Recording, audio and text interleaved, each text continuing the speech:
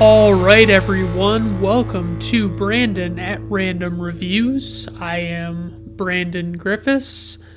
I guess I could say I'm the host of this show. I feel like it's kind of weird to say that, so maybe I won't. So today I am going to be incorporating in some feedback that I received from a friend of mine. Some of it was stuff that I should have realized without having somebody tell me, and some of it was stuff that, it was stuff I didn't even think about. It was just, because basically, I felt like I was all over the place with the first episode, and I'd like to thank everybody for tuning in again and giving me another chance. So the big thing I want to do this week is I want to first kind of dive in a little bit for just to explain who I am.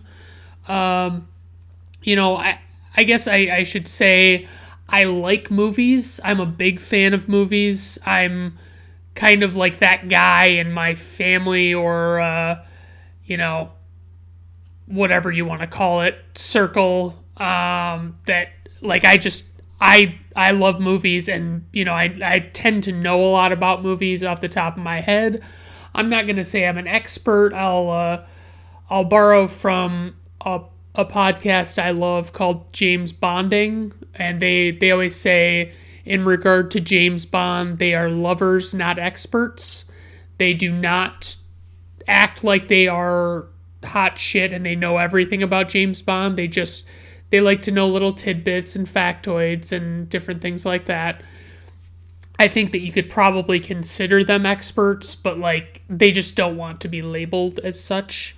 So what I want to talk about today, I'll get into it in a little bit, but what I first would like to really bring up is something that I'm noticing, and this is not really movie related at all.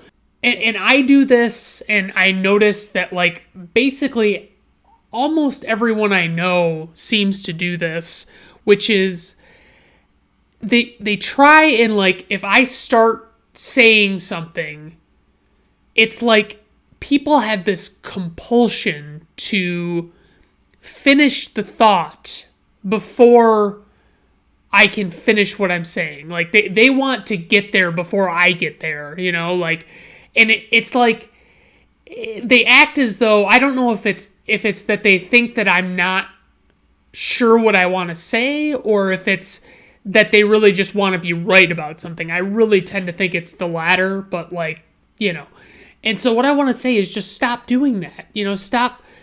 Stop trying to finish my sentence before I can finish it. You know what I mean? If it starts to be I'm trailing off and I'm not saying anything, then okay, maybe say something, maybe say, are you talking about this? Or do you mean to say this? Or, but don't make it a big deal of I've got to say what you're going to say and I'm going to be right about it. And that's the way it is, that's what I'm perceiving it as. And I kind of have a feeling that is what it is. But, regardless, I wanted to throw that idea out there. And I also have one other little nugget to mention before I start with the actual episode. I thought something in my head today, which was that something looked cute as shit.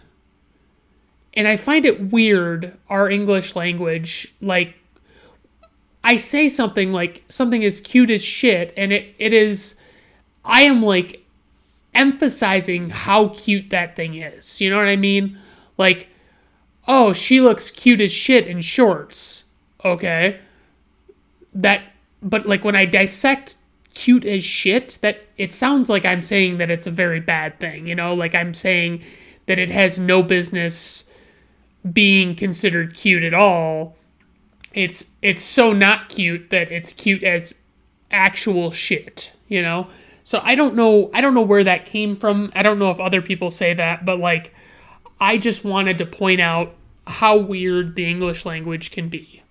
Okay, so moving on to the actual meat of the episode, so to speak, and this is pretty much a brand new format. I've never, so what happened was I recorded my first episode, and I uploaded it, and then I shared it with everybody on Facebook, all my Facebook friends, and when I did that, I I felt like I was on a roll, and I was like, I should, capture this energy, and I should record a whole bunch of episodes, So I recorded 3 more episodes, and I hadn't even gotten any feedback on what I was doing right or wrong in this whole, podcast thing. So I recorded these 3 extra episodes that now maybe I'll just save them and release them as little, bonus episodes or something. But for the most part, they're kind of all over the place. And what I'm trying to do today is I'm trying to stick to my guns and just talk about what I want to talk about and be more in depth with what I'm talking about and actually have researched stuff to a certain degree. So what I want to talk about today is there's a franchise of movies called the Mission Impossible movies. They are on number 7 right now, maybe number 8, I can't remember. Anyway, I want to talk about the first 2 Mission Impossible movies today. And so I'll start off, and I'm going to speak about one, and then I'll speak about the first one, and then I'll move on to the second one. I'm trying not to blend too many thoughts together because it could just muddle my points. And so we've got Mission Impossible 1, which was released in 1996, and it was based on the TV show from, I believe, the 1960s, is what I read. I think I've seen bits and pieces of that show. I especially remember an episode where they were making, a guy was trapped in a room and had to make a mask or something. It was very, I had already seen the movies, so, I knew that was, a thing, but, that shit would have blown my mind if I had not seen any Mission Impossible movies up to that point. So, as I mentioned, I think 1996, so here's the thing, okay, so it's this Mission Impossible idea, it's Mission : Impossible. This mission can't be done. It takes this special group of agents or this one particular agent to come in and actually do what needs to be done to accomplish this. They always talk about it. The IMF is what the agency is called, and I just found out for the first time. I think I had never heard of this before. The IMF stands for the Impossible Missions Force. Yeah. Let that one sink in. It's pretty bad. It's pretty stupid, if you ask me. I just can't get there. It's you couldn't come up with something any better than just that. Alright, whatever. So, these movies feature Tom Cruise. He's in all of them. He plays the main character, Ethan Hunt, which is it's a solid name, by the way. That's a solid, I don't know about secret agent name, but just character name in general. So Tom Cruise, I kind of have a love-hate thing with Tom Cruise because I haven't always hated Tom Cruise, and at one point I was on this fucking bender when I was a kid, trying to see every Tom Cruise movie ever made. And I even went so far as to thinking the movie Cocktail was actually a good movie. Apparently it was not, and I'm not going to revisit it because I don't care that much. And like I watched, Risky Business, Top Gun, shit. Oh, Days of Thunder. I mean, like all of these movies that are just like, what's going on here? Like, I mean, this guy's great. He's in everything. He's in all these great movies, and I just can't get enough of him. And I keep renting these different movies. And a movie of Tom Cruise's I don't care for is called The Color of Money, which is odd because it's a Martin Scorsese picture, and it is also, it has Paul Newman in it, who I can honestly take or leave. Like, I've never been a big Paul Newman fan at all. Like, I just don't think he's that great. But, like, The Color of Money was a movie about a guy who plays pool, like billiards, and, like, it was a sequel to a movie Paul Newman was in oh shit, I want to say it was like 61 maybe, or like I'm just spitballing here, but it's not really relevant. I didn't look this up for this podcast in advance because I didn't even think to.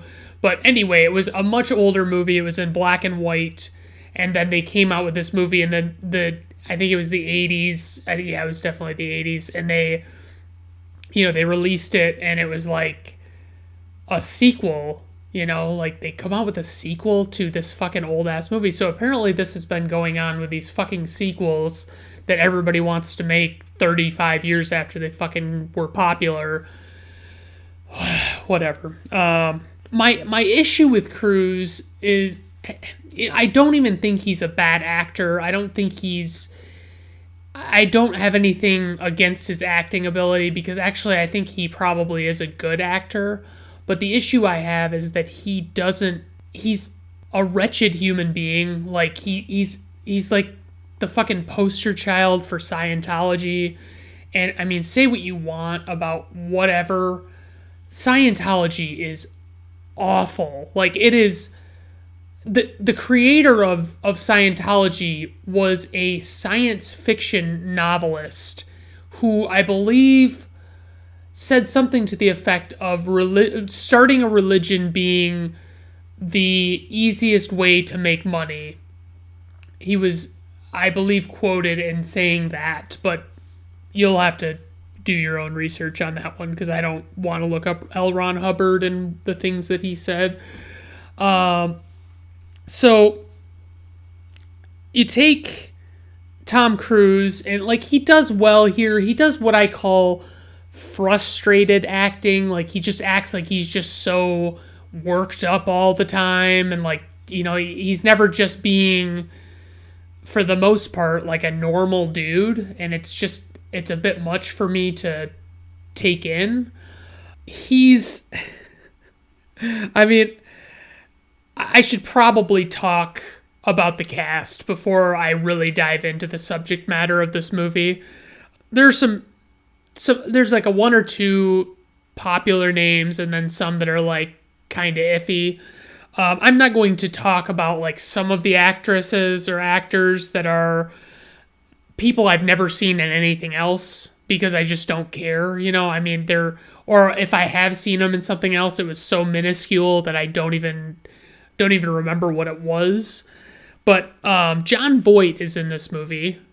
Jon Voight was the two movies I think of when I think Jon Voight are Deliverance and Anaconda, if you can believe that. He is in the movie Anaconda. He's doing, I believe it's a Portuguese accent, or at least his interpretation of one. And the movie is a barrel full of laughs. If you haven't seen it recently, go back and watch it and just see how terrible the movie Anaconda is. It's got Jennifer Lopez and Ice Cube and early Owen Wilson and, just a couple of others. I think maybe Eric Stoltz was in that one. I can't remember. Jon Voight's a good actor.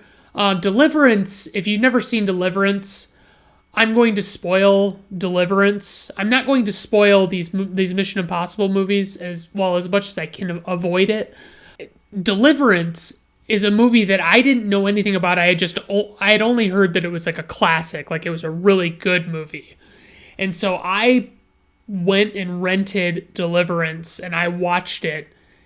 And there is a scene, and it is the only scene anybody ever talks about from Deliverance other than the dueling banjos scene, where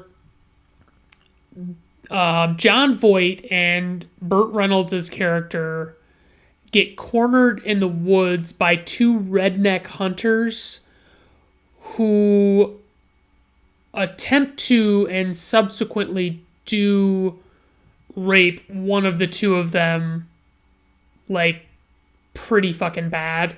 It's a lot to take in when you're like 13 years old and you're like expecting just like an adventure movie or something, and then you get Deliverance. But suffice it to say, that's the pivotal moment in the movie. And I can't really suggest that you watch it if you've never seen it, because it's just really, it's nothing special to me. Another person in this movie is Jean Reno, who is French, as you might assume. He was great in the movie The Professional. I will recommend The Professional. It's also known as Leon the Professional. And it's got, like, super young Natalie Portman in it. Like, she's a little kid in the movie.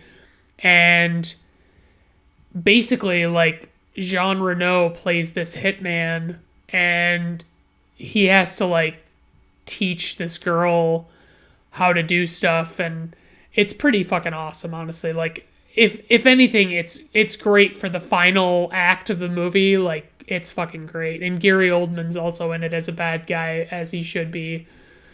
9 times out of 10, he should be a bad guy. So, you know, the other movie I know Jean Reno from is the 1998 classic Godzilla with Matthew Broderick and that girl that you'll never remember the name of, and neither will I. I'm trying to think if there's any... I mean, I know I've seen Jean Reno in other movies, but, like, nothing jumps out at me as, like, movies of his, so I'll move on. But, like, okay, so we got Ving Rhames, okay, great, really like Ving Rhames. Don't really know a lot of movies he's in other than Pulp Fiction, and I mean, he plays Marcellus Wallace in that movie. And it's kind of a bit part, you know. He's not like a major character. He's definitely like super supporting.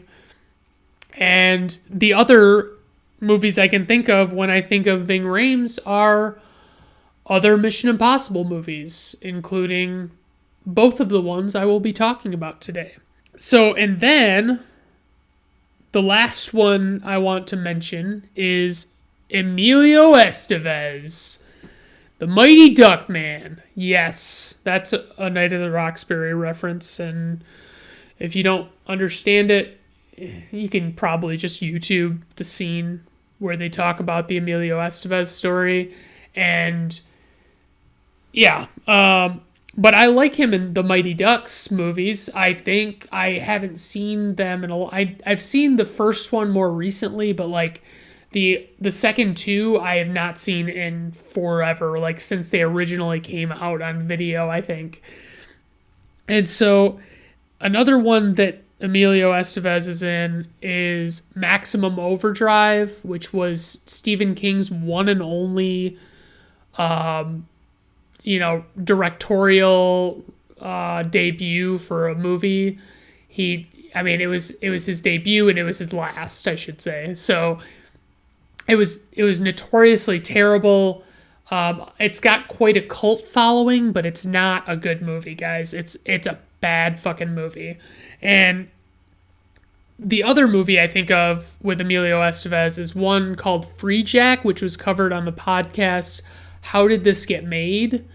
And Free Jack, I can't really exactly remember what the idea of that movie was. Like, I remember it was basically like, like something to do with swapping with somebody when they're about to die. And, if they're, God, I can't even fucking remember. It's so bad though. It's such a stupid fucking movie. But anyway, back to what I was saying. Okay, so I talked about Cruise and how I'm not a huge fan of his acting necessarily all the time, but he's not terrible. The thing that it's a theme in both movies, but like this first movie, you see it firsthand, and like I think it's done better in this movie because it's not overdone in this movie. And so they do masks. So like they'll have like these prosthetic masks that they put on, and they are like stuck to their face, and they're made to look like another person completely. So like, for instance, like let's say, I'm just going to name two actors, like let's say, perfect, Edward Norton. Let's say he was wearing a mask of Brad Pitt, okay? And the thing is with that, like, okay, in this Mission Impossible movie, in all of these movies that they use this trope, they don't really, like, they don't capture the fact that, like, the mask would look weird. Like, you would never be able to convince anybody that Edward Norton actually was Brad Pitt wearing a Brad Pitt mask, because if he's wearing a Brad Pitt mask, it looks odd, like it's gonna look like your face is gonna be bigger on average than what what the face should be that you're trying to emulate. And so, I mean, these movies, it's like they just kind of use camera trickery to like remove the mask, and like, obviously they just have the actor who the mask is supposed to be of play until they go to take their mask off, and it's like, oh, big reveal, it wasn't them, and like, but it's an annoying thing to me in these movies. Like, I used to think it was really cool when I was younger, and I didn't like think about it on that level of like, what is this? Like, why does this happen? Like, they would never be able to trick anybody. I mean, like, you would know something at the very least was up if you saw somebody wearing a mask and they were just trying to be somebody else, like, I mean, it's insane. So I put the word gadgets in my notes. Gadgets, plural, is very generous. I would say, for the most part, the biggest gadget item is Emilio Estevez gives Tom Cruise a stick of gum that is like green at one end, red at the other end. And so it looks like a stick of half spearmint, half Big Red. And when you fold it in half and mash it together, it becomes like, like it's a plastic explosive. It will explode. Like, it starts the timer on the bomb, so to speak, when you mash the two ends together. So it's kind of a cool little idea, it gets used a little bit here and there, but like, for the most part, like, actual gadgets, like, there's nothing super James Bondish beyond that in this movie. So there's a lot going on in this movie that I have a problem with, but I want to start, like, before I really get into the plot at all, which I don't want to give up too much information on. I used to love this movie when I was a kid. I watched it all the time, and I like couldn't get enough of it. I thought it was so cool, and like, the funny thing about it is like, a lot of the plot doesn't like it's what we call what people in the film business call Deus Ex Machina, which means like basically like plot conveniences, like not necessarily plot holes, but like things that it's like they would have to really, really be conveniently timing some stuff to make it work. And like they just, so it's like, it was brought up, like I watched the review that Siskel and Ebert did of this movie when it came out, and they both gave it thumbs up, but they also commented, like, despite it being a very exciting movie with a lot of intense scenes and stuff, they basically just suggested that the plot of the movie, like, if someone just tried to straight up tell you what was going on in the plot of this movie, they would probably not be able to actually enunciate everything that happens. Like, it's just, there's a lot of confusing shit going on, and like, it's not just like dumb people can't figure out what it, like, it's actually like that. Like, there are things that are like, holy shit, how did that happen? Why did that happen? So we start off this story with, you know, you've got, you're kind of like setting up like who Tom Cruise is, what kind of work he does. And it's just, it's so like, I don't even know, like, you don't, I mean, obviously when you first watch the movie, you don't know what's going to happen. And like, it's pretty exciting and it's pretty intense, you know, like they do a really good job. Like, Brian De Palma is the director of this movie, and he does, I can't sell this hard enough, he is a master when it comes to building tension in these scenes and like actually, you know, making it feel like it's a very exciting moment. I just don't know, like, I don't know how he does it sometimes. So we have some pivotal scenes. Like, the opening scene is this, you know, this team is breaking into this embassy, and they're, you know, they want to extract this list from this computer. And it's like, the hilarious thing to me is like, especially like mid-90s movies with computers, is like, it's such a slap in the face. Like, they just knew people didn't know shit about computers, and they couldn't fucking make up enough bullshit about computers and just like act like they were, you know, it was really what happens, you know, like these emails that they have in this movie are just ridiculous. Like, they don't make any fucking sense whatsoever. And they would never like be able to send as real emails. And so after this opening heist, so to speak, we have this scene a little later on in the movie that's definitely the most popular scene of the movie, where they break into the CIA, and, you know, it's Tom Cruise that does the breaking in. They go, you know, and they break into this room, and he is, you know, trying to steal the other half of this list, and like, he's, so like, the big problem I have is like, they go through all the security measures that they have in place for this computer, and, or, you know, like, for this room that this computer is in, right?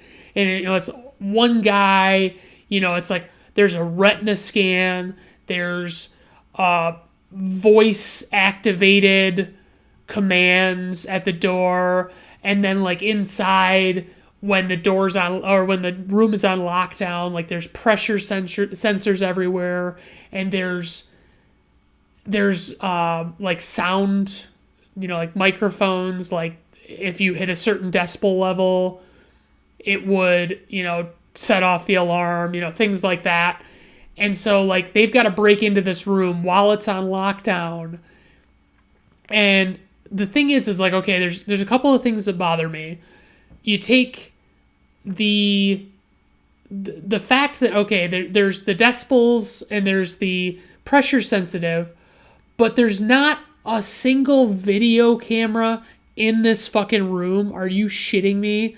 Like, and like the other thing is the computer still functions when the room is on lockdown. Like, how could you not make it so it would automatically lock you out of the computer and say, like, you can't be in here.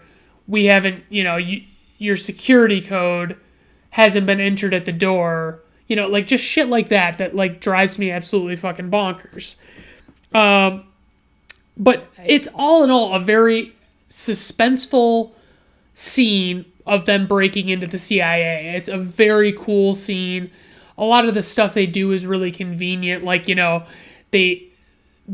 banking on the habits of this guy being so rigid that, like, they know exactly when to, like, do things to distract him or, whatever. And it doesn't add up.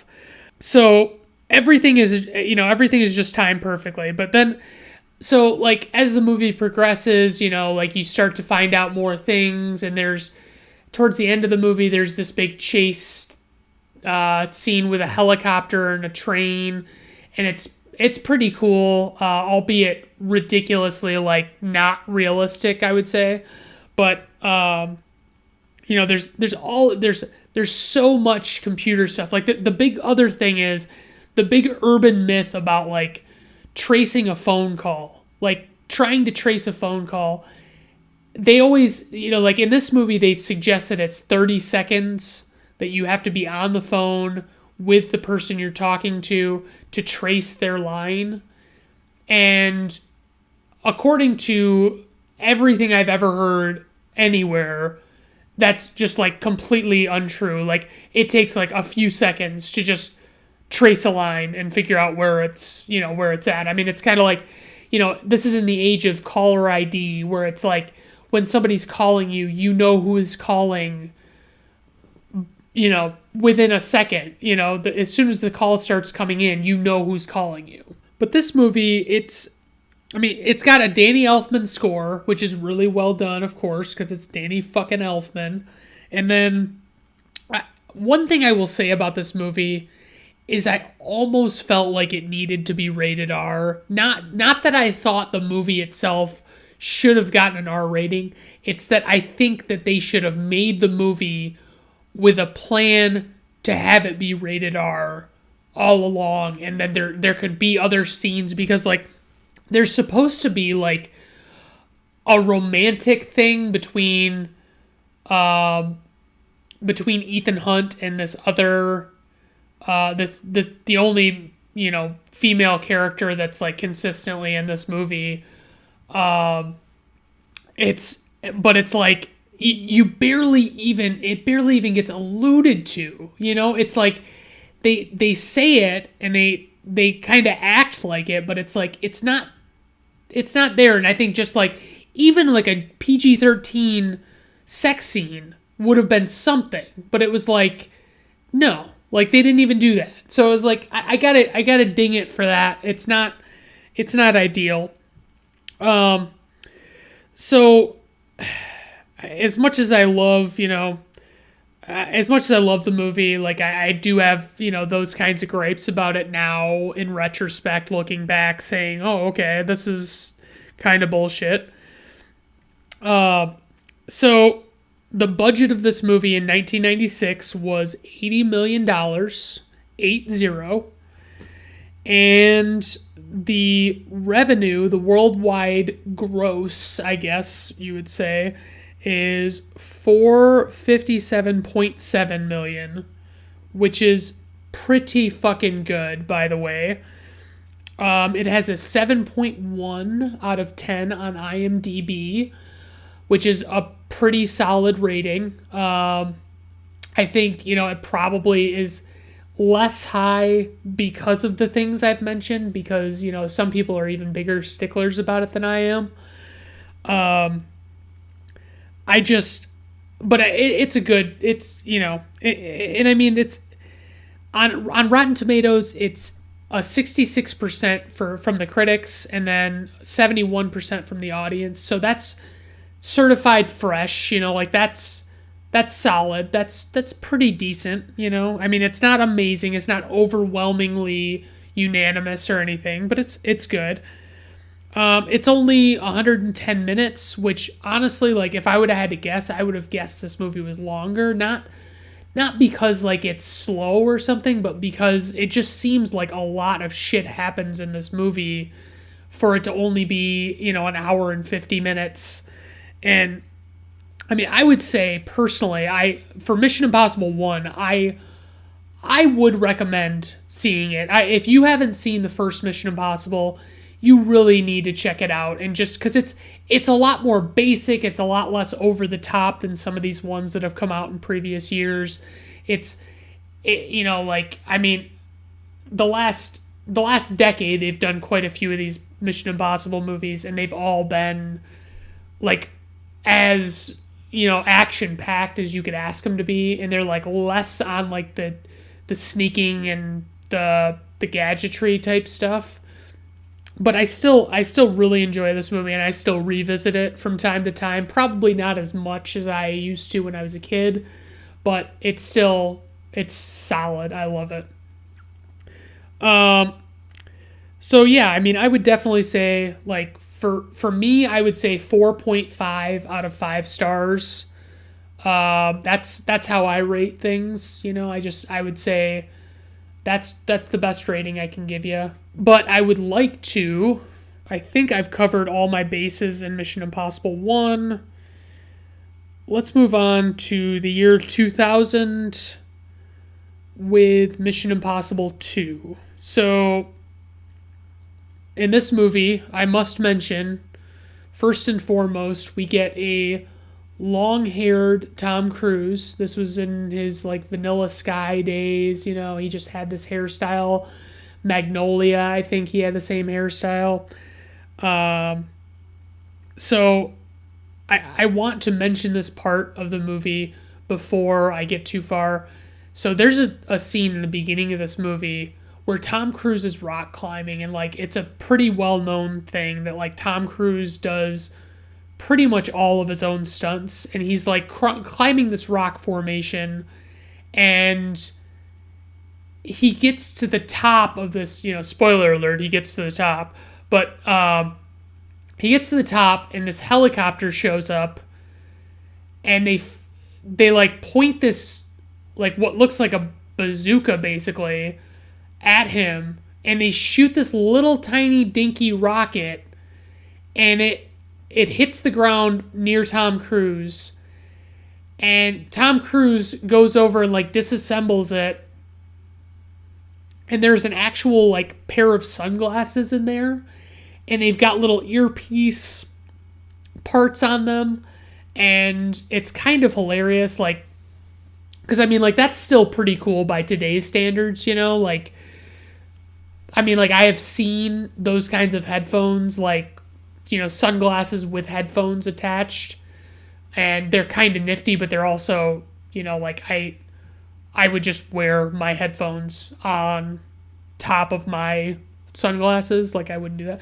Anyway, so this movie, like, they use these sunglasses as a device for delivering Tom Cruise his mission briefing, and he puts on the sunglasses and he can watch this, like, video readout. It's very cool. It's still cool by today's standards, I argue.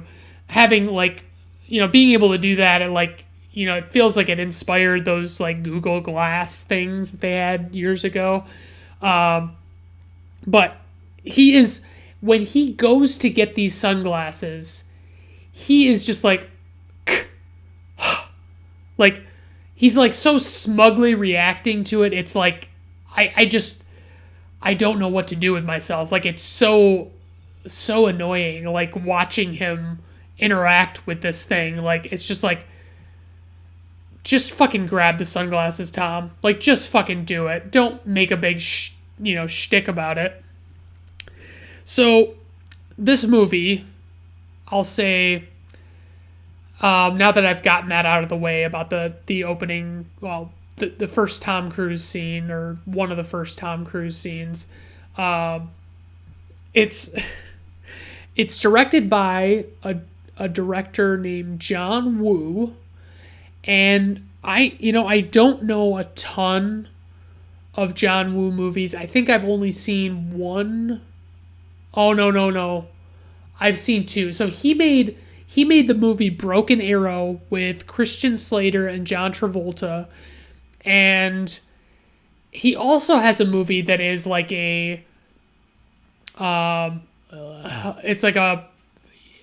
like a Chinese film, I think, or a Korean film. I can't remember. I hate to sound racist, but I honestly can't remember if it was, I want to say it was Chinese. And like, John Woo, the movie I know is called Hard Boiled, and it's got Chow Yun-fat, who is in Crouching Tiger, Hidden Dragon. And so all I remember about Hard Boiled is that it takes place, like, the end, like the final act of the movie takes place in this hospital, and like there's like this giant shootout, and Chow Yun-fat is like he has a baby, like he's holding a baby, and he is having this gunfight, and it's in this fucking hospital with all this fucking chaos going on, and there's a fucking baby. It's ridiculous. So what he does it like to a disgusting degree in this movie, is he uses a lot of slow-mo, and he uses a lot of doves, which I know doves are symbolic and blah, blah, blah, but like, I don't know if they have a greater meaning for John Woo or something, but like, it's constantly happening that like, the doves are here and there, not too overwhelming, but they're kind of distracting and weird.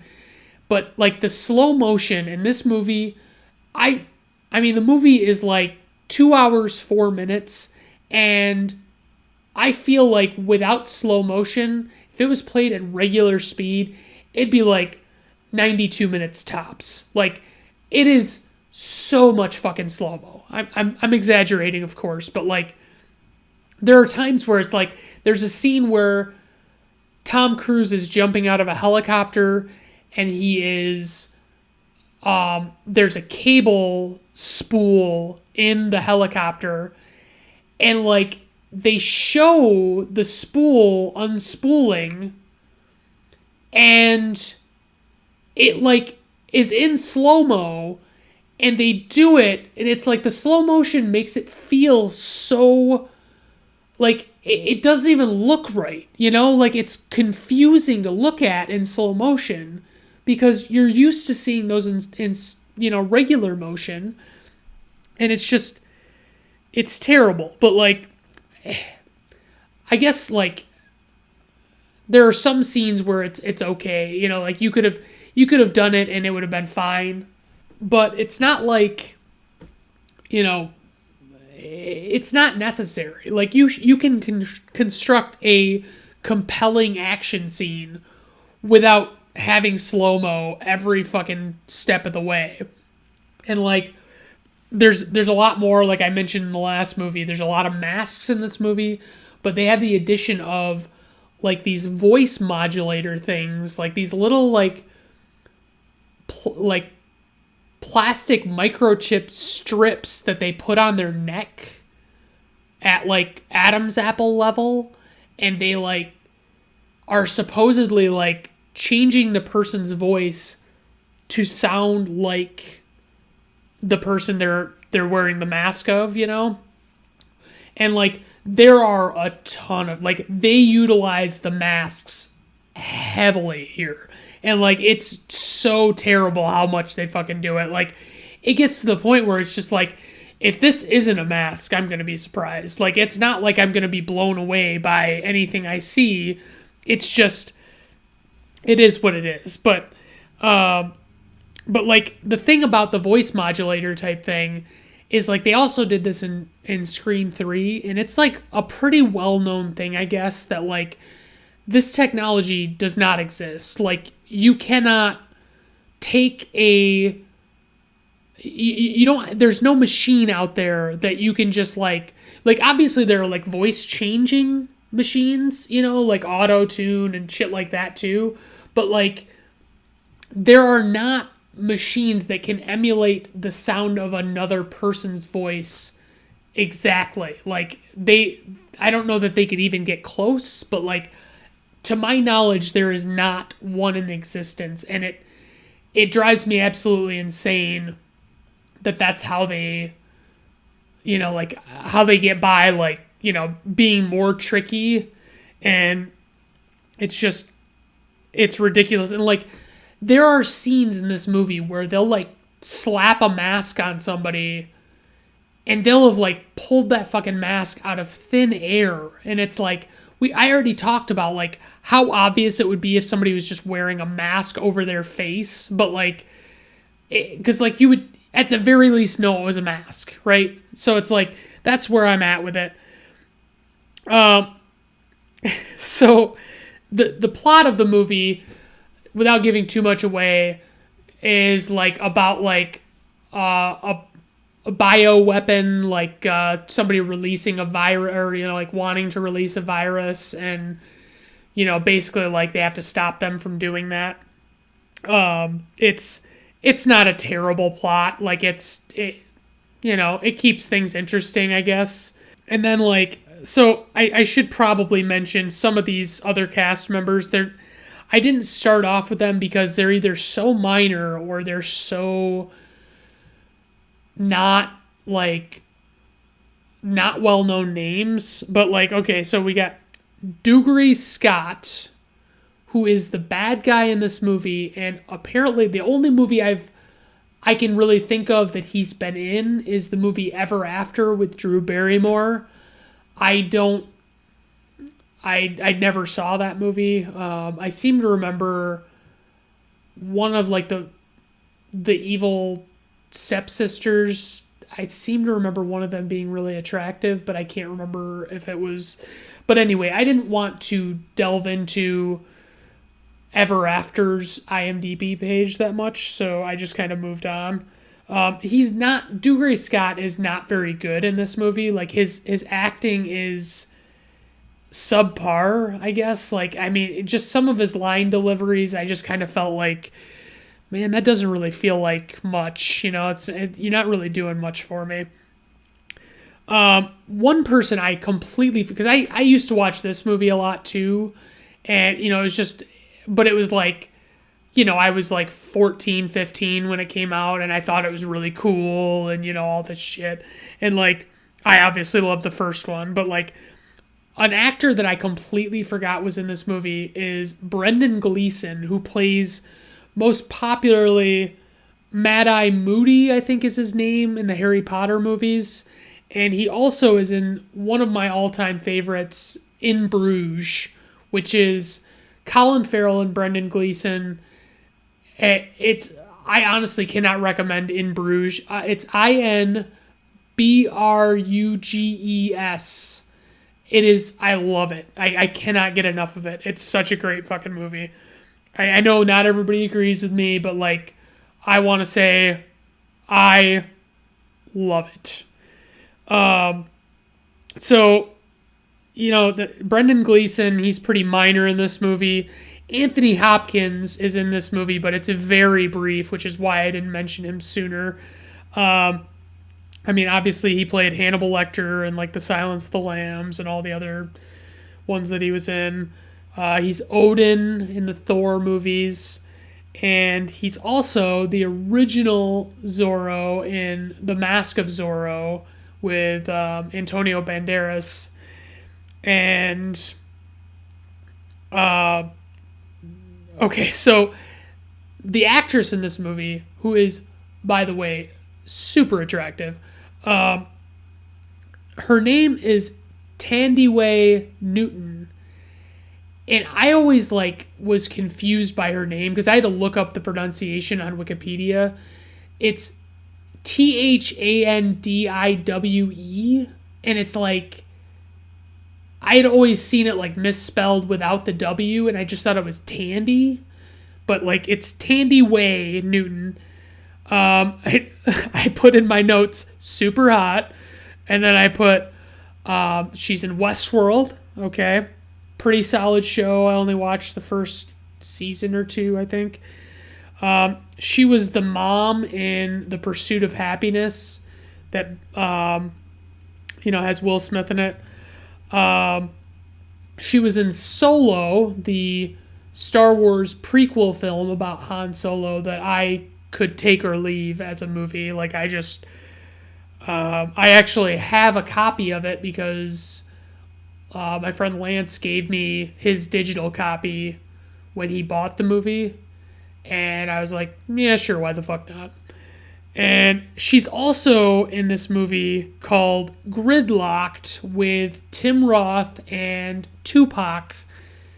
And I don't remember anything about that movie other than she's naked in it, which is I'm starting to get into creepy territory right now, and I'm gonna stop. So back to the actual movie. So there is a motorcycle chase scene at the end of this movie that is ridiculous, slow-mo to the all-time max, and there is a scene where they're chasing, they're racing on motorcycles, and they're you see several shots of their tires, and then they show a very, very in-your-face shot of them landing on a beach, and the motorcycle comes in over the camera, and the tires on the vehicle have changed into off-road tires. Yeah. And so they have this big fight on the beach, and there's a scene where Tom Cruise almost gets stabbed in the eye, and there's this super close-up slow-mo shot, and I'm just shut the fuck up already. Just get it the hell over with.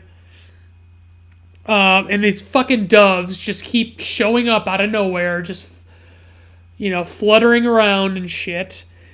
And so there's I can't talk too much about it, but there is a scene where a guy is in, you don't know you're not supposed to know what's going on, so I won't even fucking go there, guys. Just suffice it to say, it has to do with masks, and it is fucking absurd. If you've ever seen this movie and you want to ask me about that sometime, I will gladly explain to you what I was talking about, but it's just too stupid. So the one thing, with Thandiwe Newton and Tom Cruise in this movie, I mean, they're essentially a couple, it's not even in the first movie where, it's hinted that Tom Cruise was with this girl or whatever. It's no, they're straight up together, and Dougray Scott's, supposedly her ex or whatever. But it's I find it funny that every spy movie, it's no spy apparently can be just straight up monogamous, they can't just lock it down with one chick and have her in the do audiences get that bored that easily? I'm not. So I love James Bond movies, and the only reason I would be disappointed if he didn't change girls is because I'm expecting it at this point. But if you did actual character development of those Bond girls, it'd be amazing. But it's they do the same thing here in Mission Impossible. They don't seem to grasp the concept of having all of these extra any emphasis on building up this female character for a romantic lead. And so, by the next movie, he's just moved on to somebody else. And, I think maybe in this series of films, I think Michelle Monaghan shows up. And then, I think she's actually around for, more than one movie, but I'm not positive. So, this movie had a budget of $125 million. It had a worldwide gross of $546.4 million. It is at a pretty dismal 6.1 on IMDb. It's 57% for critics rating on Rotten Tomatoes, and it's a 42% audience rating, which kind of surprised me. I would have thought it would have been flip-flopped. I would have thought it would have been higher with the audience, but apparently not. As I mentioned, it's 2 hours, 4 minutes, and it actually kind of, I won't lie, despite all the slow-mo, it breezes along. It moves, I never felt like I was, hung up on, good God, when the fuck is this going to be over? You know what I mean? At least it had that going for it. But honestly, I would say, unless you want to watch this movie just to make fun of it, which is totally acceptable, I would say pass on it. Don't bother. I mean, it sparked quite a few parodies. I think Scary Movie 2 did a bit or two on it, and it's just, the movie itself is so stupid. It's just all of the slow-mo, the acting's not that great, or whenever the acting is good, it's because Brendan Gleeson has a very small role. I would have rather seen, ooh, that's a fucking solid idea. I would have rather have seen Brendan Gleeson be the villain in this movie and have there be I don't know, a different connection. Dougray Scott could still be in it, but he'd be, the lead henchman or something. I don't know. But for the most part, I would say I can't recommend this movie. I would rank this 2.5 stars out of 5. It's not that great, guys. I don't love it. And it's not what it was when I was 14. So I hope that kind of explains it for you. It's one of the first movies I ever had on DVD, though, which is exciting. So yeah, that was Mission Impossible 1 and Mission Impossible 2. To be a completionist, I guess if you're watching the Mission Impossible movies all in order, you could watch the second one, and you wouldn't be too pissed off that you did. But, you will recognize some of the stupid things that I've talked about here. And, I also, I haven't watched any of the other ones in such a long time. I saw the Fallout one, but, I don't remember 3 through whatever they're on right now, 7 or whatever. I don't remember almost anything about them. I remember Philip Seymour Hoffman in Mission Impossible 3, but I don't think I'll revisit this film series unless I'm 600 episodes deep and I'm that bored, I run out of movies. But for the most part, I would say yeah, like I said,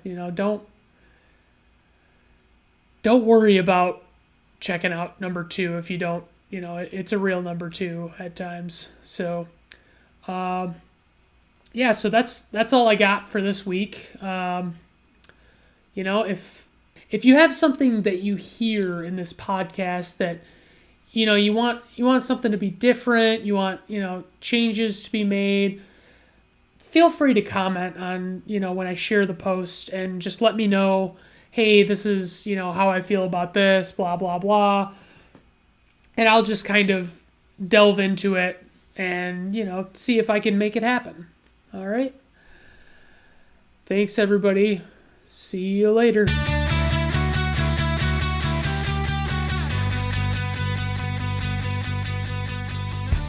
Brandon at Random Reviews is performed, written, directed, produced, and edited by Brandon Griffiths. Background audio is credited to Clankfield from freesound.org. Please look for the link in the episode description. Theme music is performed by Augusto Diniz from Fiverr.